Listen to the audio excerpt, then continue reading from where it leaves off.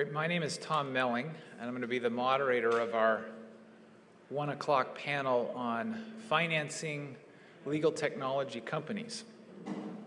And I'll start with one of my grandfather's favorite sayings, which is that money is the root of all evil, but evil spelled backwards is live. And if you are a legal technology startup company or any startup company, unless you are have your own ability to self-finance, or you're Tom Sawyer and you can convince everyone to work for free, you have to be able to raise money to have a company, to be able to live as a technology company. So today we have an outstanding panel to really look at the life cycle of a company and the various different aspects of financing companies from a variety of different perspectives, both from an investor perspective, from companies who are trying to raise funds, from companies who are the purchasers ultimately of companies in that kind of an exit strategy, as well as how to actually get the best exit for your company.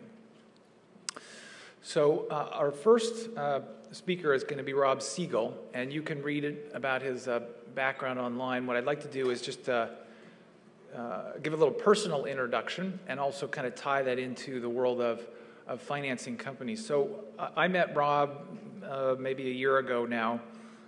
We had a long lunch, and it was the most power-packed lunch in about an hour and a half that I think I've ever had, in terms of conversations about basically anything you wanted to talk about in terms of companies and raising money and a whole bunch of other things. So one of the things is, if you're a company and you're thinking about raising funds, one of the most important things, and perhaps maybe the most important thing, is who is it that you bring into your company as an investor, and what can they bring to your company more than just dollars? Because investors can bring a tremendous amount of experience and contacts and knowledge that can really help your company. And Rob Siegel is a perfect example of that. So with that, let me turn it over to Rob. Thank you for the kind words, and I'm sure the check won't bounce, but I appreciate what you've done. Good afternoon. Quick question for the audience. How many of you are in startups or are thinking of doing a startup in the legal space? Oh, rock on. Okay, I'm Rob, and we're with Exceed Capital. Let me touch on a couple of things.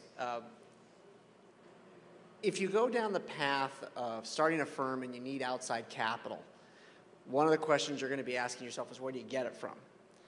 There's the obvious angels, or the 3 F's of friends, family, and fools, and then you get institutional investors like VCs. And it's very important that as somebody who's speaking to those sources, is that you understand what are the motivations of the people on the other side of the table. For sake of this, the next few minutes, let me talk a little bit about how a venture capitalist looks at these things. Now, VCs are kind of up there with amoebas and parameciums and single-celled animals. We laugh, but it's actually true. The purpose of a venture capitalist is to do one thing: to make money for his or her investors. Venture capitalists might be a nice person or a jerk, but that's completely independent of what their job is. And because a VC invests in the very earliest stages in startups, there's the highest risk, they're looking for higher rewards. So just because a VC says, I'm looking to be able to make 10 times on their money, doesn't mean that they're greedy pigs. They might in fact be greedy pigs, but again, that's independent of what their job is. Because everything in life boils down to organizational behavior issues and understanding the motivations of people on both sides of the tables. So a VC is expected, if they have a fund, imagine you've got a venture capitalist who's got a $50 million fund, he or she is good if they can return 3 times that amount of money to their investors. Okay, so if you've got a $50 million fund, you want to return $150 million. So when you're talking to a VC, they're trying to understand, how big can this company be, and can it help me make the money that I need to make to be good at my job? If you build a business that gets to $5, $10 million a year in sales and is profitable and employs 20 or 30 people, that's a great business and it should be built, but it shouldn't be financed by a venture capitalist. Now, we at Exceed, we look at every type of investment through 3 types of filters. We look at technical risk, we look at execution risk, and we look at market risk. And most VCs use those types of filters, though they might use slightly different language when they describe it. Technical risk is, can you build it? Can the product be built? Or if it's in a real technical space, do you have to bend light in a way that light's never been bent before? That one's real high technical risk. But generally, good engineers can solve a problem. Execution risk, it's about the team. How is the team? Can they execute? Do they have the right skill sets to execute? And if they can't execute or don't have everybody on the team, can you help them hire the right team? The last thing is market risk. That's basically best boiled down to, will the dogs eat the dog food? Venture capitalists and institutional investors hate market risk because you don't know if the product's going to sell until you get it out there. So no matter how much money you spend, somebody might have a vision of the future, and they might be right, but they might be wrong, and you don't know it a priori. So when companies come in to visit us, we have the whole conversation with those 3 filters right in front of us.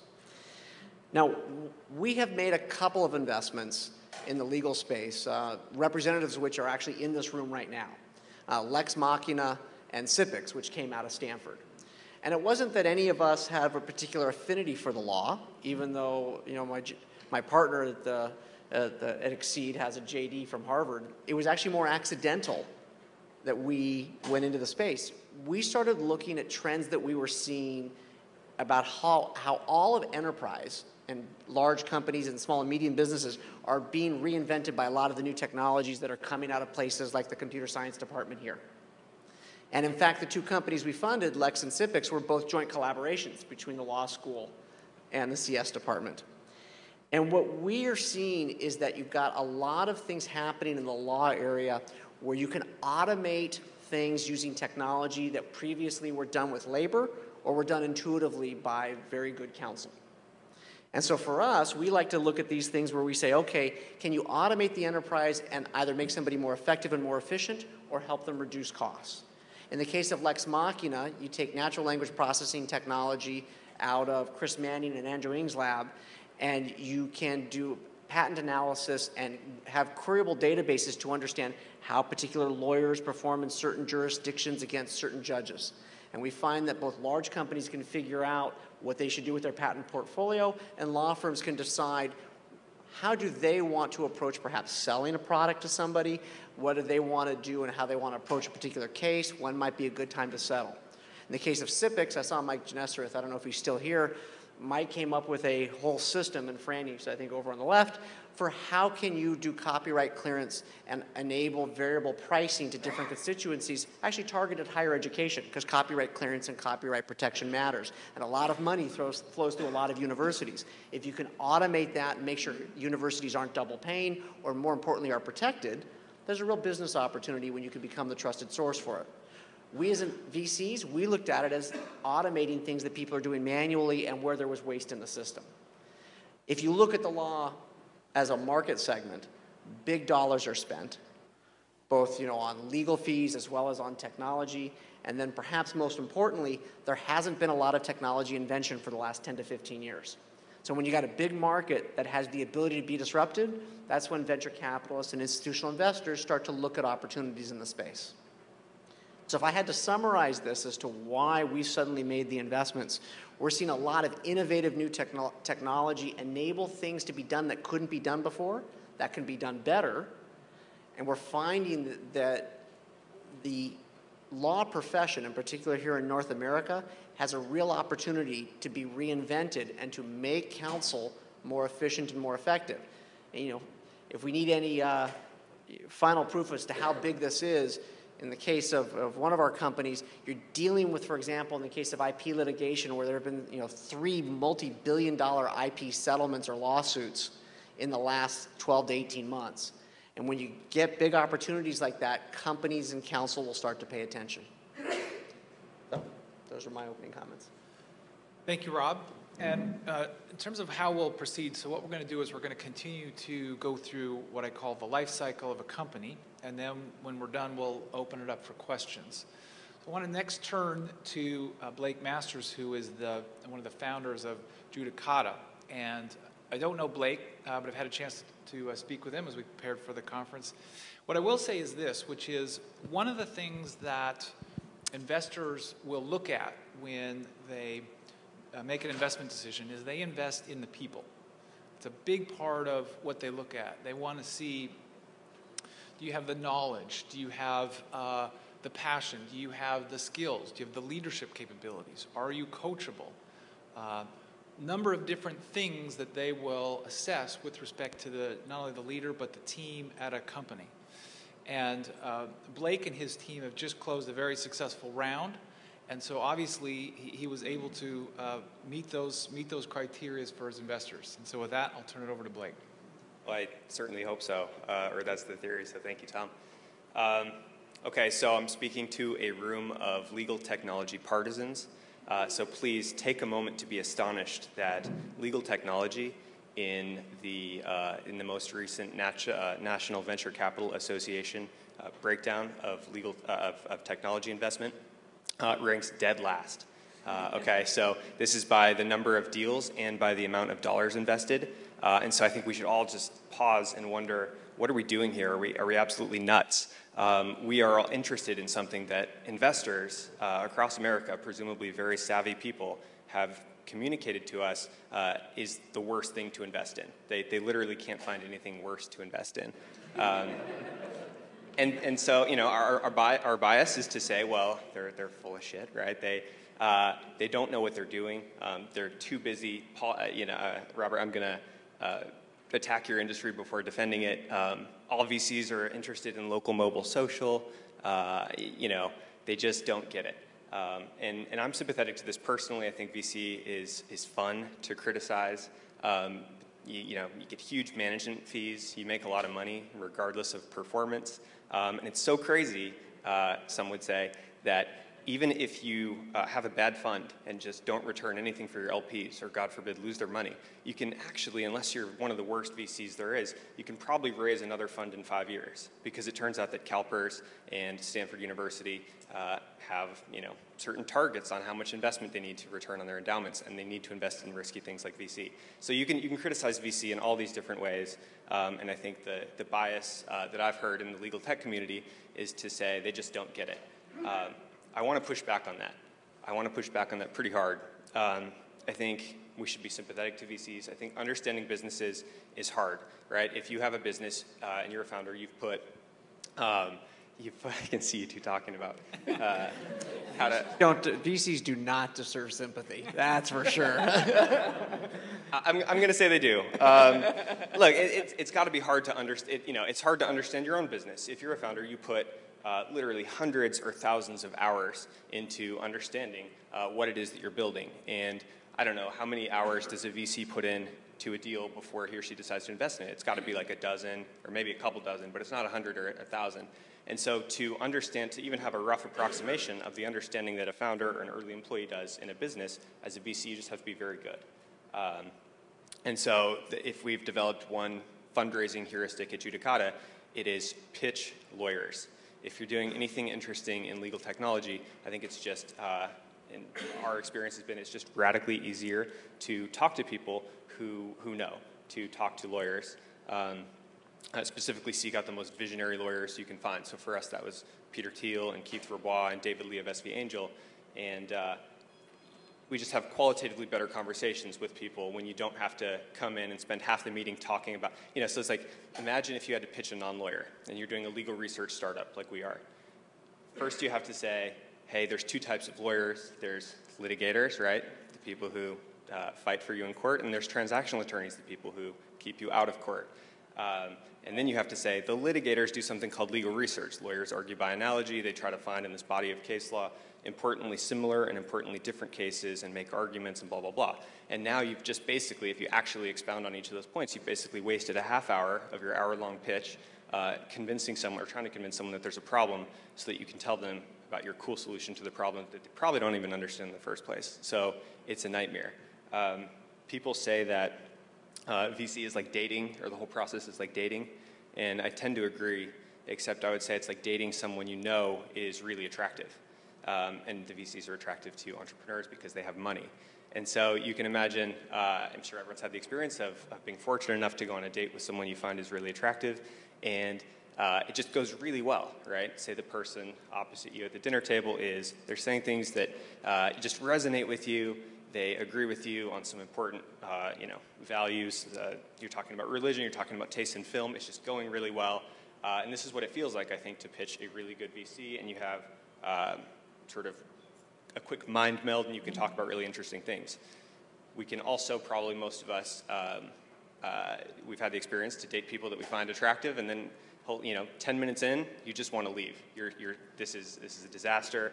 I can't get on the same page with this person. This is just a nightmare. And that, I think, is what it feels like to pitch non-lawyers, at least for a business like us. In fact, I have a video. Maybe we can show it. This is what it feels like to pitch most non-lawyers. I say most because it sounds like Exceed actually understands what's going on. But let's just play this really quickly. So what you're seeing is a cat in a shark costume on a Roomba chasing a duck. And really all there is to say is that it's just bizarre. You're in this room with someone and it feels like something might happen. You're moving along, but then things are orthogonal, it's just not going well. Sometimes you're not even in the same room, the cat's going to the corner, it's small. Every time you think a deal is going to get done. It's just really awkward.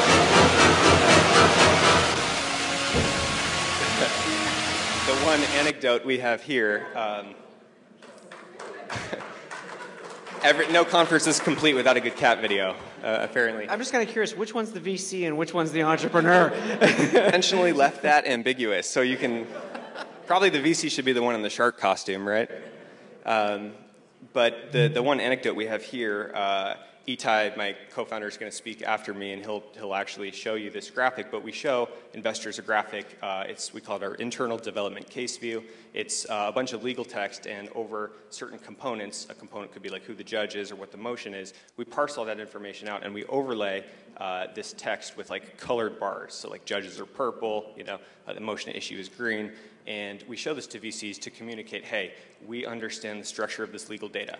And this, of course, is not a product. This is just a thing that we show to communicate what technology we have that enables our products. And one time, we showed this to a VC, and then we explained that, okay, because we have this technology, in 18 months, we can build this really cool California legal research application. And the VC said, 18 months, that's insane. Why don't you just sell this? Go and sell this. He pointing to the dev case view. Go and sell this, and talk to me in 3 months. And that may not sound as crazy as it does to me, but it was literally like that cat video where you're just like, what are you talking about? This isn't a product. This isn't even a thing.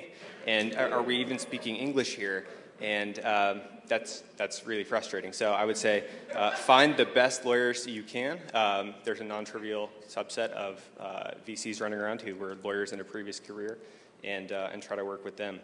I guess the last point I'd make on this whole question of why is there a lack of investment in legal technology is, okay, so the conventional view is that VCs just don't get it, or this is at least what I hear my peer group talking about.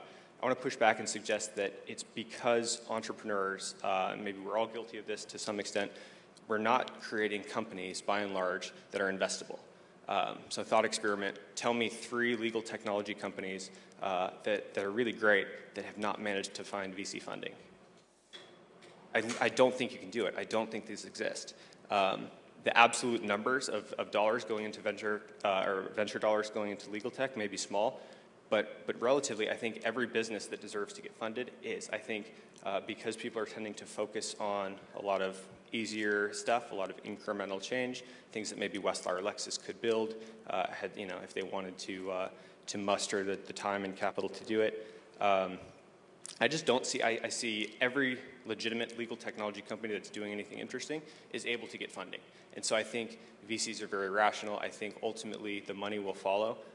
What I want to do is suggest to everybody that the future is not inevitable, and no one's going to build it. So if we don't, we have to work really hard. We should take big swings. And I think if we do, I'm very confident that the VC is going to follow suit and help us out with that. So give Robert some more companies to invest in, please.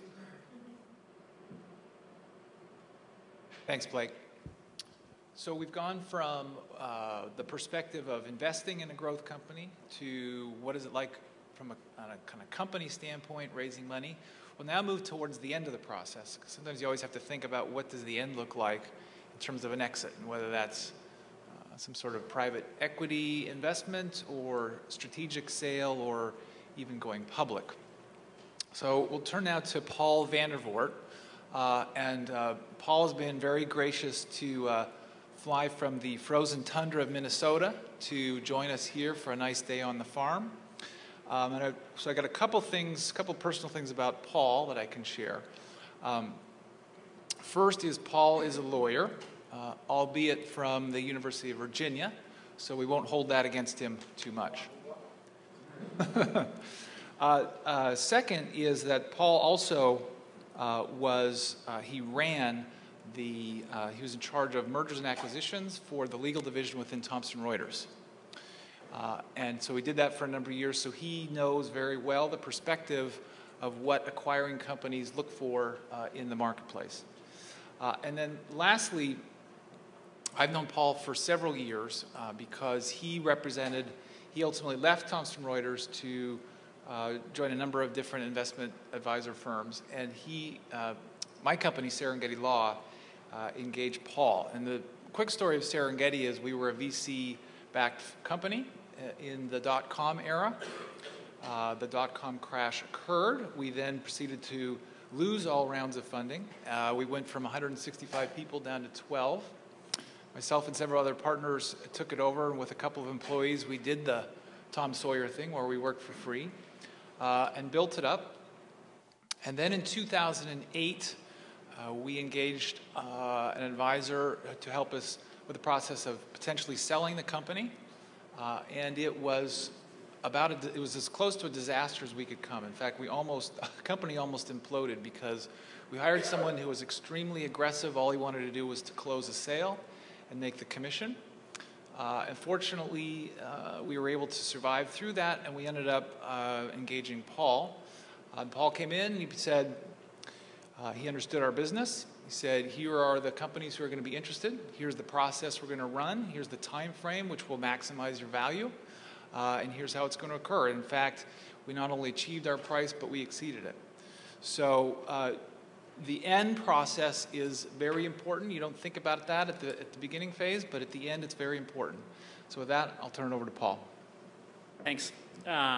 Yeah, I'm glad to be here for a whole bunch of reasons, but the main reason is Monday I was shoveling 3 inches of snow off my driveway, and there's no snow here, so this is great. Love the sunshine. But as Tom mentioned, I've spent a lot of time in what I call the compliance and legal solution space.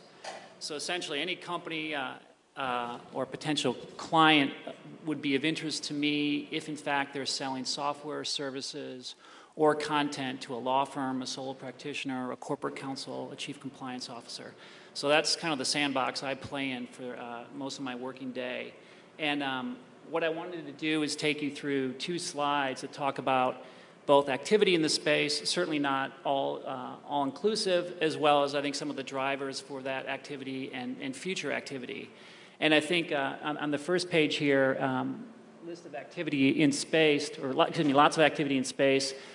I think what's interesting is contrasting with your comment about legal tech being dead last in terms of venture funding. From an exit scenario, there's been a lot of activity, and I would argue over the last 3 years, there's probably $3+ billion in aggregate transaction value. Certainly that's skewed by a number of large transactions, but there's been a lot of other transactions as well. Broken it down here by 3 segments: acquisitions by strategics. The most aggressive have been, not surprisingly, the pure pay legal strategics, Thomson and Lexis, and among those 2, Thomson the most aggressive or most acquisitive. And I think their buying activity kind of runs across the whole gambit, if you will, of the legal market. Whether they're buying outsourced services, whether they're buying software to help law firms run more efficiently, whether they're buying content, or systems that help courts operate more efficiently. They've been very acquisitive. Lexis to a lesser extent, but still they have done a couple acquisitions the last couple years, more focused on content and current awareness. They were certainly, if we go back into sort of the mid-2000s, they were very acquisitive, particularly in the area of practice in financial management for law firms and in the Ediscovery market.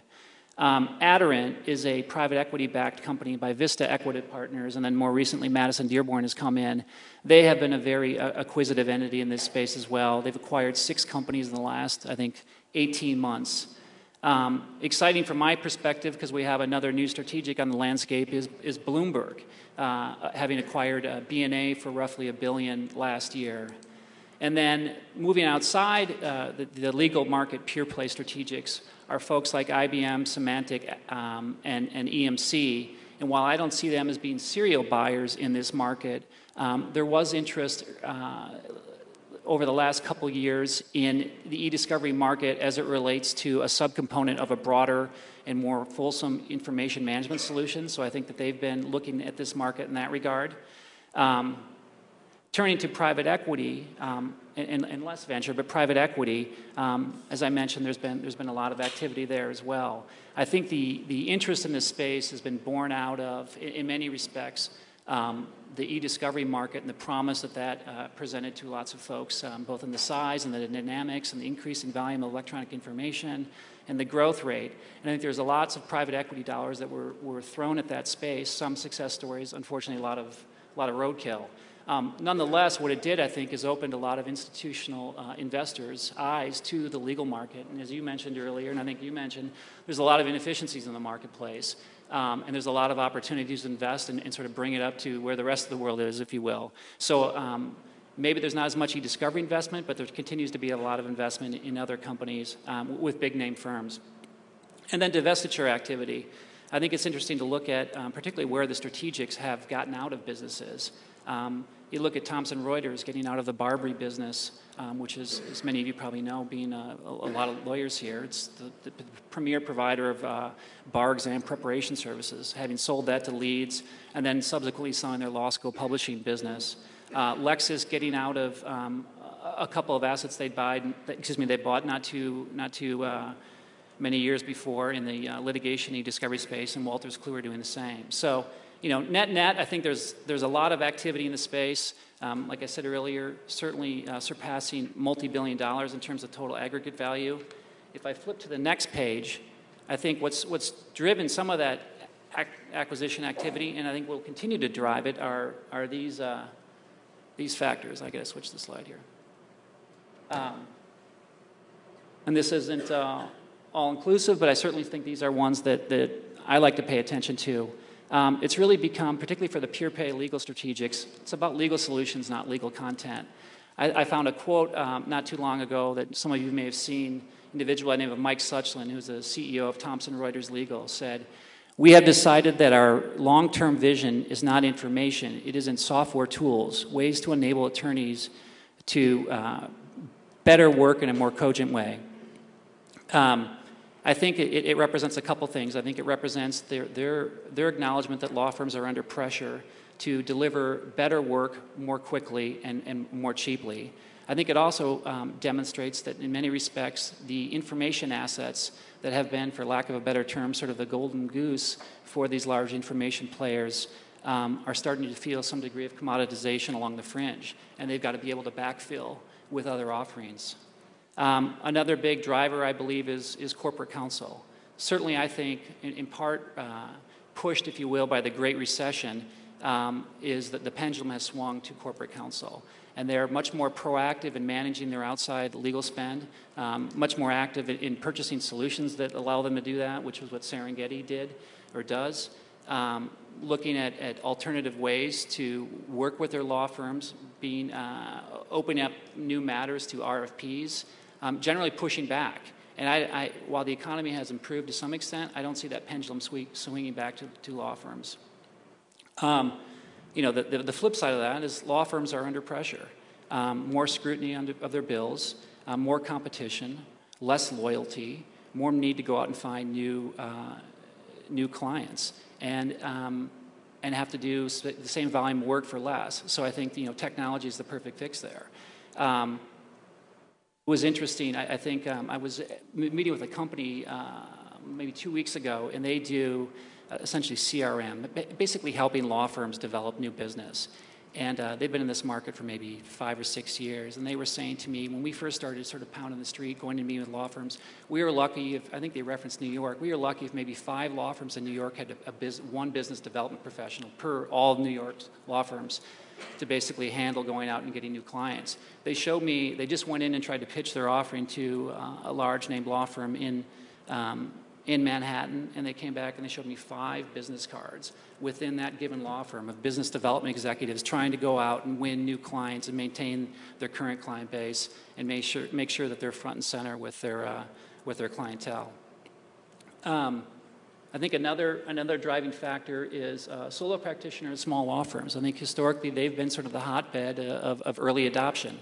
And whether that be sort of the first to embrace SaaS as a delivery model, whether that be looking to solutions for lead generation, whether that be using lower cost or alternative content information providers.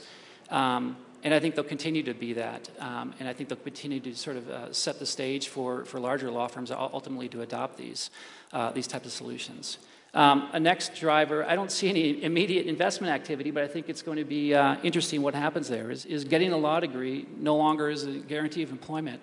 I was meeting recently with the dean of a sort of a mid-tier law school, and his biggest challenge is I've got close to 50% of my students graduating and they don't have jobs. And so it'll be interesting to see what happens with those individuals. Do they band together and form virtual law firms? Do they become sort of rent an associate for law firms, and law firms start to get rid of their own associate pools? Do they create legal technology companies to disrupt the market and create opportunities for themselves? But there's certainly a lot of them, unfortunately, and it'd be interesting to see how they work their way into the market. And then the last category I think is interesting is courts. Case volume's not decreasing. If anything, it's increasing, but they're under more budgetary constraints. And a lot of times they're in situations where their workforce is aging. So I think it's a perfect scenario where technology has to come in and help solve this problem. You've got more work to do, but less resources, both dollars and people, to do it. I don't think it's as active as some of the others, but I think it will continue to get active. In fact, we ran a process with a company serving this market recently, and it was interesting to me how many players that I never would have expected to showed up. And players, large technology players were really interested in this marketplace. So I think it's one that I intend to keep an eye on. It'd be interesting to see how many companies are born up through, organizations like this that seek the opportunity in courts as one to present exciting new businesses. Lastly, you talked about exit scenarios, and I guess I've focused primarily to this point on that there's a lot of acquisition activity in the space, and there's a lot of reasons why I think that'll continue. I think in terms of sort of setting your company up for exit, there's a whole bunch of things you can do or you need to do in order to do that. But I think in this market in particular, and again, this is where I spend most of my time, I think a couple of questions are important to ask yourself as you're thinking about that is, who are your potential buyers?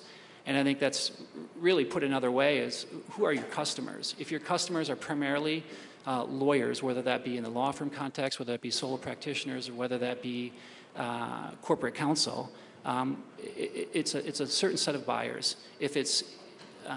If your customers also include chief information officers, chief technology officers, your solution has to be sold into a broader enterprise, or you're also a consumer solution. I think that's a different set of buyers. So I think it's knowing who your buyers are, and then to the extent you work with an advisor, making sure that person knows who those buyers are and has regular dialogue with them. Another question I think is important is how much runway is left. And what I mean by that is making sure there's enough opportunity for a buyer to come in and value this as a growth story.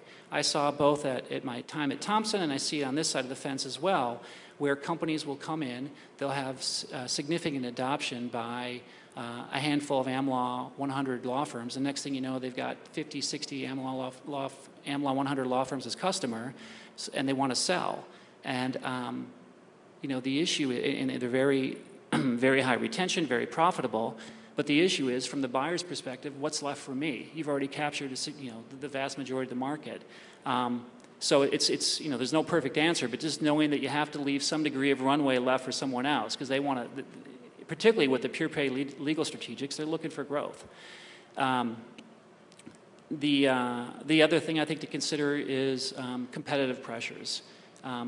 When you keep your sort of feet on the street and your ear to the ground and know when are the big guys starting to create solutions that may be competitive with mine. They don't necessarily have to be better because of the marketing machines that they have, but if they're going to start making noise in your space, or you envision that happening in the near future, it's probably time to think about potentially selling. So certainly there's a lot more questions to ask than that, but I think those are ones that I would kind of keep front of mind as you probably through the whole life cycle of building your company. Great, thanks, Paul. So let's go ahead and open up for questions, and I will start it off. First with a question about, we've heard today about both information technology type companies as well as more kind of legal service type companies. Whether from an investment standpoint or an exit standpoint, do you value one of those types of companies more than another? Or is there one area that's more hot than another? Any thoughts along that line? I think from a venture capitalist perspective, information technology companies have generally yielded higher multiples and higher capitalizations than service companies. And so we will look for something where a technology can be applied to a market segment, because that's often where you'll get bigger lift. Not always, but that's a good rule of thumb that one will look at. The notion of exits is really important. When you're talking to an institutional investor, you've got to think of the life cycle of your company. And are there likely buyers for that company, and will they treat the startup well when the acquisition is made? And if there's an ecosystem for that, that's a far easier thing for an institutional investor to want to put capital into than if there's no logical exit scenario or very minimal exit scenario. The services versus technology, I think, generally speaking, every scenario is different, but generally speaking, I think technology providers are going to yield a higher valuation exit. And that's in part, I think, driven to they're just more profitable. One thing I think I might be interested in mentioning here is that I think, I don't know if this is why you don't see as much venture investing in this space as you might in other spaces, but the deals don't tend to be as big. And in part, I think, if you're a company and you're making good noise in this marketplace, you track the attention of the strategics pretty quickly, and oftentimes there's an opportunity for you to sell out at an earlier stage than you might be if you were in a completely different vertical. So, the number of deals that are sort of between 5 and 20 million in this space is pretty high. I don't know if that's a good thing or bad thing, but it might be one of the reasons why you don't see as much venture activity in this space, because there's not multiple $100 million exits. Something that Blake said that I think is really important. If we look at the stereotypes of the VCs who make lots of money even if they stink at their job, and that's even a joke that I've told frequently. It's not even a joke. Sometimes it's a little bit true. Not all venture capitalists are created equal, right? So the larger funds have a different set of constraints than the smaller funds do. And so there might be opportunities for you to go for sources of capital whose incentives are aligned more closely with the founders, who might be happy with a $50 or $100 or $150 million exit and don't need a $3 billion exit to do their job well. And so that's incumbent upon the entrepreneur to do your homework well, to understand what's the role of the person on the other side of the table, what's motivating them, and how do they get to win, assuming that they have good intentions. Good. We have a question over here. Yeah. So you mentioned the Ediscovery market as one where there's been a lot of activity, and you used that. I guess this is a venture capitalist technical term, roadkill. Can you give us a little bit more context of what's happened there, if there's anything left? Yeah, what I think has happened was there was a lot of providers that were all kind of coming out into the marketplace at the same time, a lot of Me Too's. And I think they all were able to raise a lot of money and attract investment to create technology solutions, each unique to their company. And I think what happened over time is you had clear technology winners. And those companies that weren't winners had to sort of revert back to their services piece of their business, going out and collecting the data and processing the data and filling it, feeding it into the winning technology. The other piece about that that market is oftentimes it's very, the revenue is very concentrated in a very few number of matters. And unlike a lot of recessions where transactional legal work might go down and litigation goes up, in this most recent recession, they both went down. And as a result, a lot of those matters just ceased to exist, and you lost, a 40% customer. That obviously hurts your business pretty materially. So I think, that would be my quick and dirty sort of answer is that certainly there's more to be done there. And I think with predictive coding, that's an exciting, and it's automating. We talked a lot about legal research, but automating the discovery process, I think, is probably even it's probably more near term, and it's got attractive dollar numbers associated with that fix. So I think there's more to be done there. It's just in this kind of, you're either a services player or you're one of the few technology players. I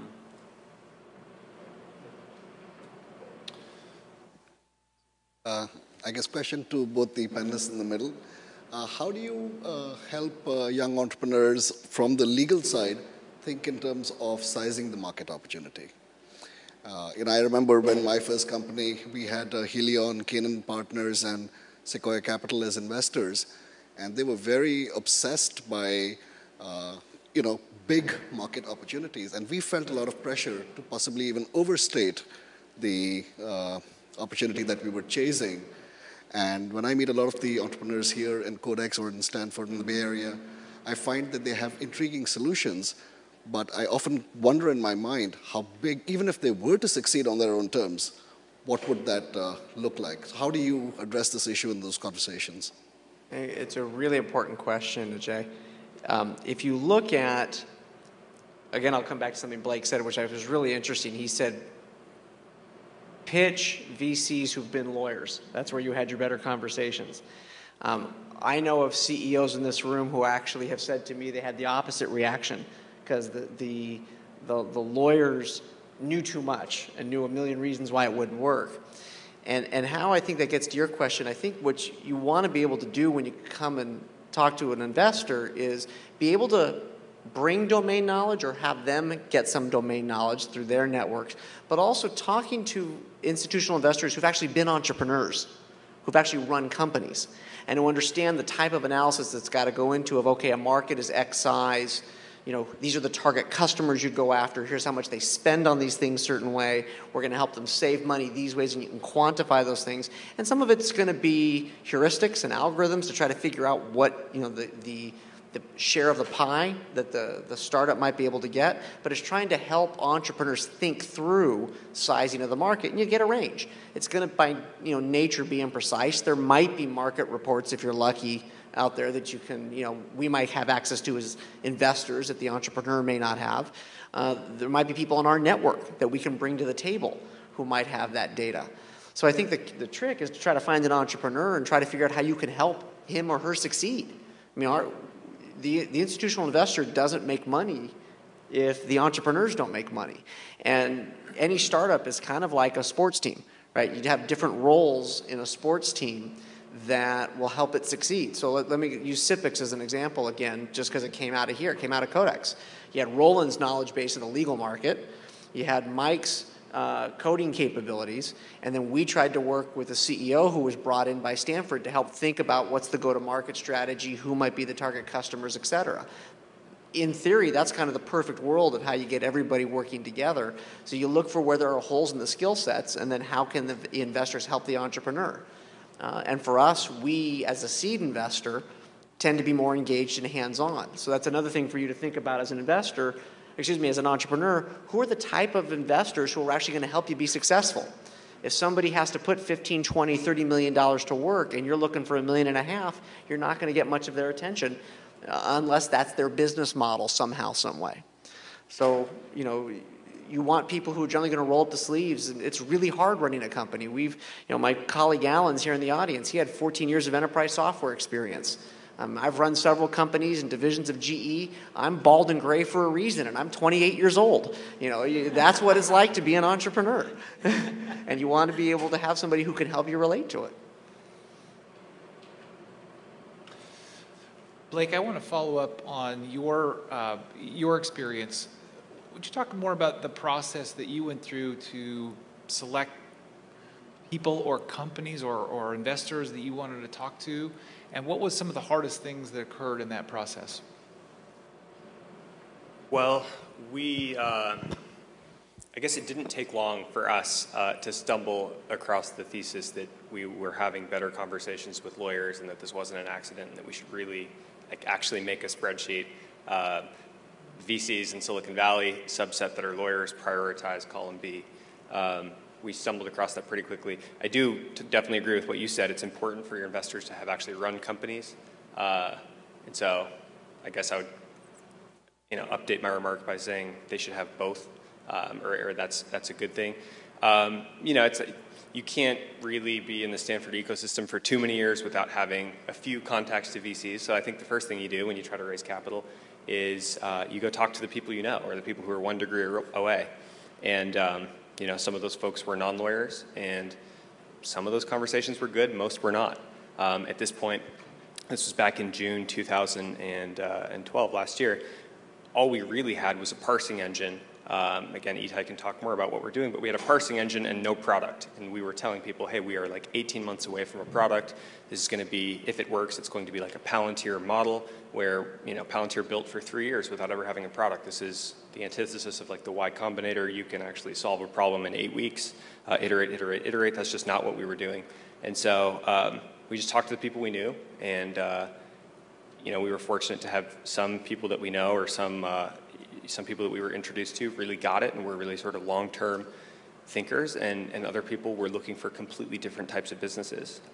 So we didn't know much about VC. We just got out there and talked to all the people we knew, and some stuff works, and you just kind of learn and adjust, and a bunch of stuff doesn't work, and you get to make fun of people if you ever get invited to speak on a panel. So, yeah.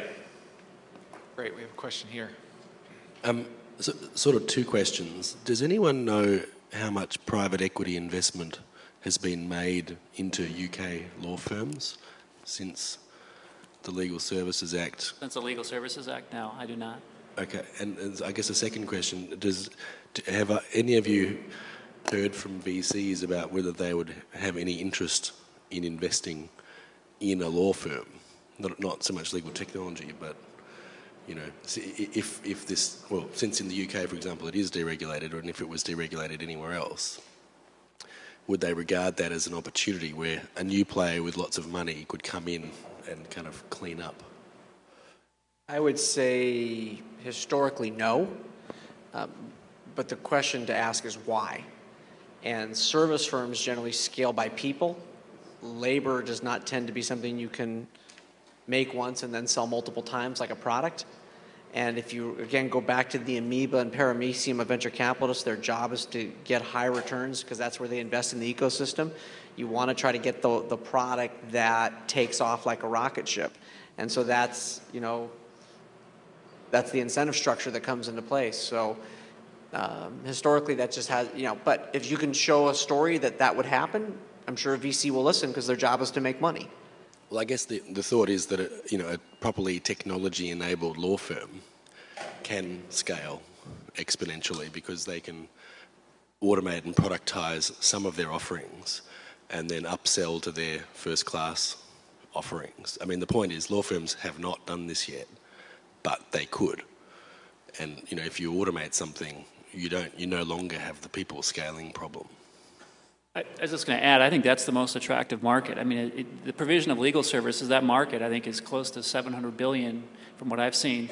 And, there's some players here that have presented who play on that fringe. Obviously, there's reasons why you can't get fully immersed in it due to bar restrictions, et cetera.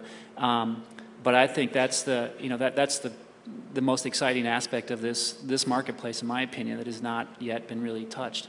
Other than, I think LegalZoom's obviously making efforts in the kind of the smaller end of the market, but I think it's one that's going to be interesting to watch, particularly as the UK matures and whether that carries across the pond. Hi, I'm Leah.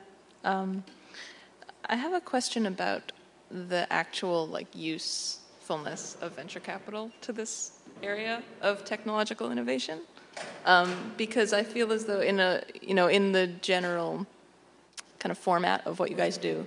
Acquisition is one end, right, of the process. And that's the goal.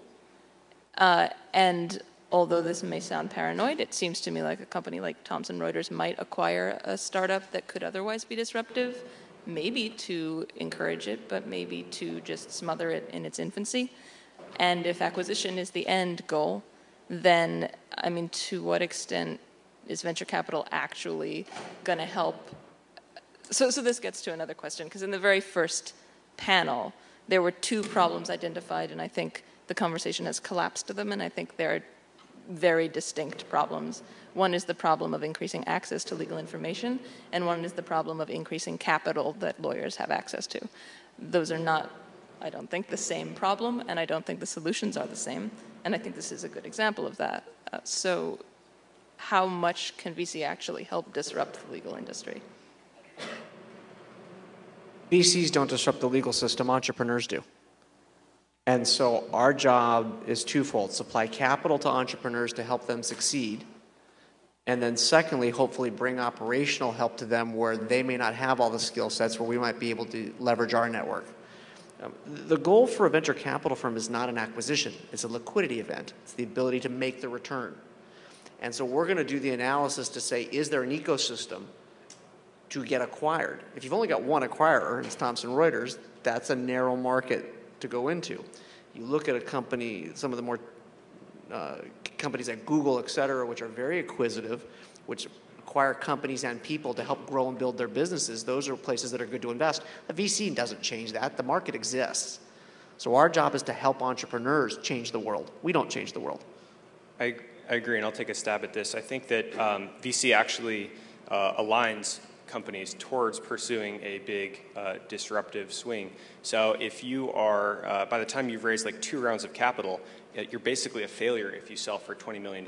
Depends on what your rounds are and anything, but no investor who invests in 2 rounds is going to make a good enough return if you flip to Westlaw or Lexis for like $20 million. And so you'll hear every good VC tell you what Robert just said, which is that an outcome is, or an acquisition is always a reasonable outcome, but a terrible plan. So I think that as soon as you take venture dollars, especially multiple rounds, it's actually quite clear what the expectations are. And the expectations are that you're going to develop technology that is really good, and you're going to turn this into a successful public company. And it will take 7 years, and it will be hard. But the goal is absolutely to IPO. And I think that if you don't take venture investment, you're more likely to be the kind of company that sells, after a year or two for $5 or $10 million and actually doesn't make the full disruptive swing. So I would actually argue that VC is going to be good, and that the company or the set of companies that really transforms the law in the next 5 to 10 years are going to be VC-backed companies.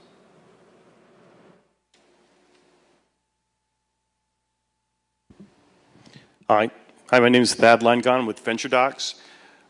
We have a startup that's trying to automate legal documentation for equity-based products, early-stage finance companies.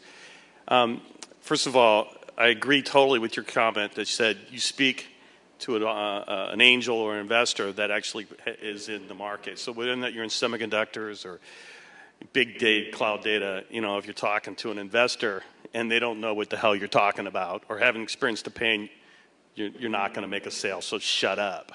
Just find out who the right person is. I've been doing this for a long time. First of all, can I have your list of the set for sale, the lawyer VCs? So yes. My question is really, oh, great. Sure. My question is really for the audience. I'd like to know, especially if you're not on the panel and you're not in this syllabus, who here is actually looking for capital? 1, 2, 3, 4, 5, 6. It's not much. It's not. I'm surprised. So 7. Thank you. Hi, my name's Jason. I'm an attorney at Fenwick & West. I think we all agree that law firms are not driving any innovation right now, or any significant innovation. What do you think a law firm-led model of development would look like, and why don't you think we've seen it yet?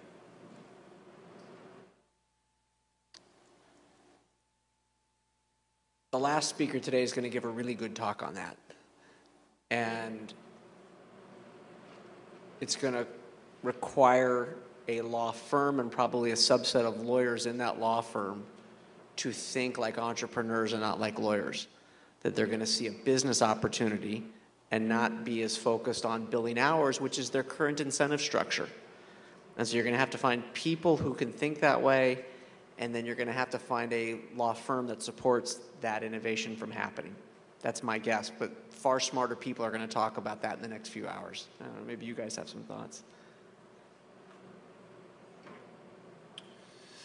Since we're in somewhat of a law school setting, we always want to take advantage of the Socratic method when we can. So Jason, I'm going to bring you back to the microphone. My understanding is at Fenwick and West, you developed the seed documents for fundraising.